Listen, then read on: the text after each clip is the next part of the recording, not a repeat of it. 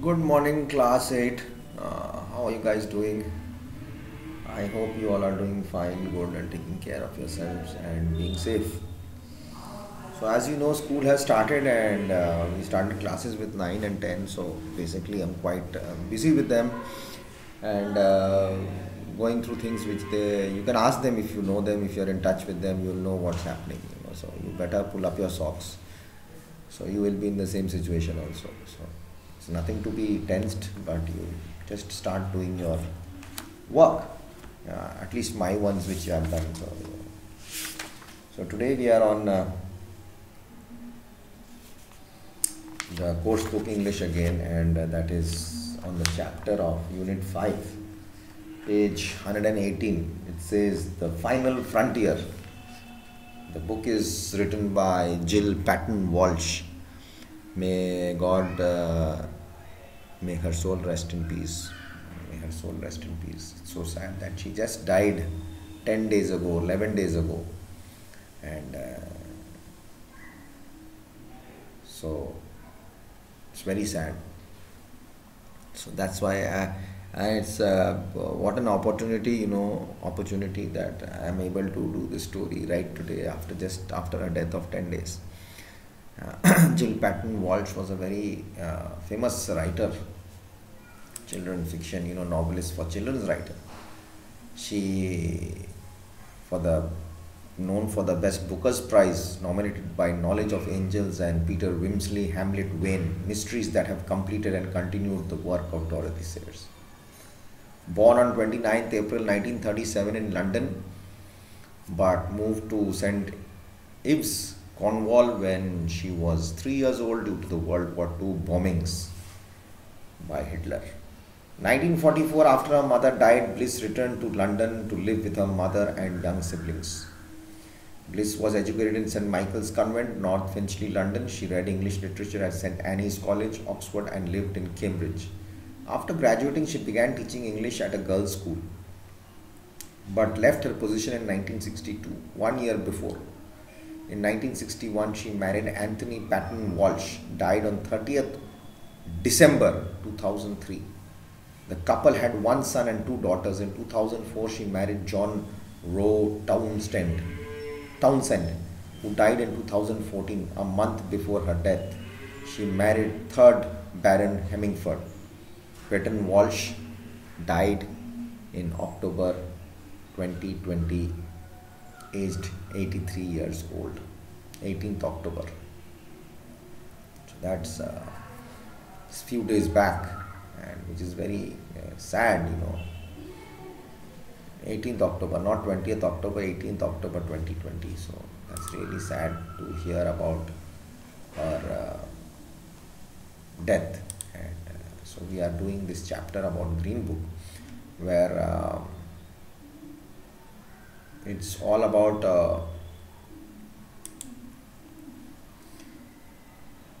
people on the earth and how they are trying to survive, or what they are willing to do to survive. So that's what this is all about. So they are on the space travel, family is on a space travel and they're seeing what's going to happen.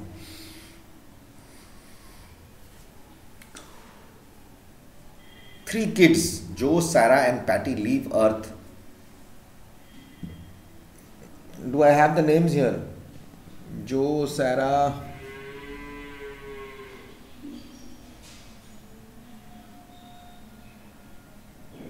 we have Joe here and I don't see Sarah and Patty.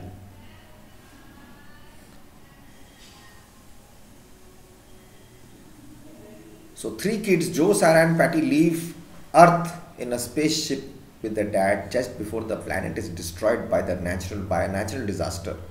Each person on the ship is allowed to bring just one book. It is a 4-year voyage, which passengers mostly spend sleeping and reading. After a few weeks, people start trading books. Everyone makes fun of Patty, the youngest child aboard, when they discover she brought an empty book as her choice.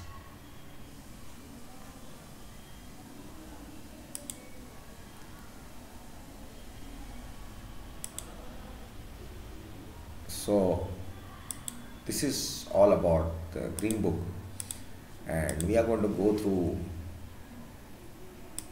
this detailed part of it, and let's see what do we get out of it.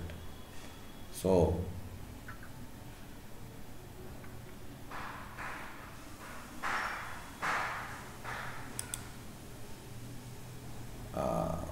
we just try to read and see what we get out of this. Finally, the refugees arrive at their new home. Their air and water are good, but the vegetation is all very strange and crystalline. Patty is given the honor of naming the new village. She calls it Shine. By various experiments, the humans figure out ways to build houses and make lamps to light them. However, all their animals die after eating the local grass. The earth plants won't grow either, except for wheat, but even that has a weird look into it. Nobody is sure if they will have enough to eat, and their ship has no fuel to take them back anywhere else. Luckily, Patty and other kids discovered that there are candy trees with a sweet edible sap. They also discover that the humans are not alone. A strange moth people hatch out and hover around, curious but totally unable to communicate. The wheat harvest comes, all the grains look like glass beads. Sarah, Patty's sister, steals a bunch of the grain and makes pancakes with it. The kids, all of them eat it. Everyone is afraid they will die, but they suffer no ill effects. At last, they know they will be able to survive. The grown-ups need a way to keep track who gets how much wheat. They want Patty to give them her blank book, but she protests. In the end, her father takes it and finds it not blank. Patty used the book as a diary and wrote down all their experience in settling Shine. The place where they reach, they call it Shine.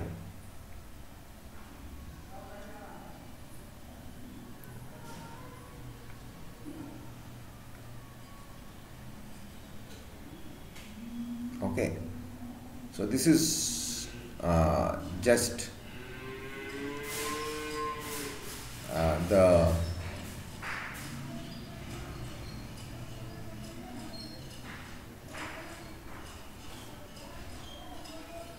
experience of how they have traveled so far and what they are going through. Okay, so we'll come to know more about this. After that, you will read your chapter and you will try to do it.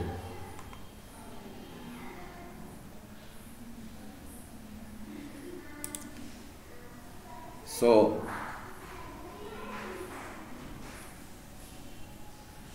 let's see how much can I tell you about this in a much more easier way,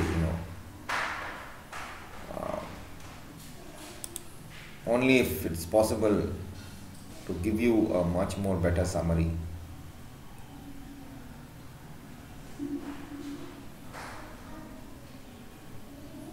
So I'll come back in the next video and I'll explain it to you.